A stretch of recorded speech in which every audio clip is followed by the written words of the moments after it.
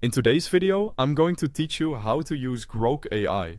Complete beginner's tutorial. We'll start from the very beginning so the process is easy to follow, even if this is your first time using Grok. First, open Google in your browser and search for Grok. From the results page, click the official Grok website to make sure you're going to the correct platform. Once the site opens, click Sign Up. You'll then see different sign-in options. For this tutorial, we're using the Google sign-up method, so click Sign Up with Google.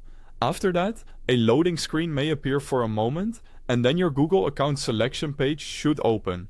Choose the account you want to use, then wait while the sign-in process completes. After a short moment, you'll be redirected back to Grok. If the page takes a few seconds to load, that's completely normal, so just give it a little time. Once you're inside, you can start using Grok right away.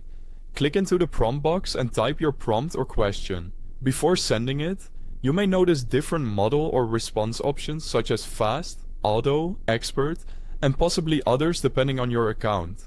In general, fast is the free option and is useful for quick everyday questions.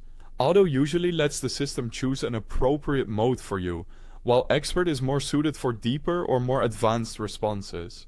If you're just starting out, fast or auto is usually the easiest place to begin. Now click the send button and wait for Grok to generate its answer. After the response loads, you may also see suggested questions. These are helpful if you want to continue the conversation without having to think of a new prompt from scratch. You can click one of those suggestions, wait for the next answer to load, and then type your own follow-up question to continue the chat naturally. You should also know that Grok can support file and image uploads, which can be useful if you want help analyzing content visually or working from a document. To begin a separate conversation, click New Chat. Back on the main interface, you may also see highlighted options that introduce other beginner-friendly tools.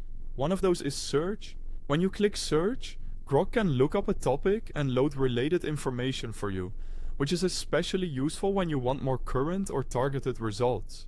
You'll also find a history section, where past conversations are stored so you can reopen them later. In the account area, you can review options like Settings, Help, and Upgrade Plan. Settings lets you manage your experience. Help is there if you need support, and Upgrade Plan shows paid options if you want additional features. Finally, if you click the Grok icon, it will take you back to the home page. And that's it. You now know the basics of using Grok AI, from signing up to chatting, searching, and navigating the platform.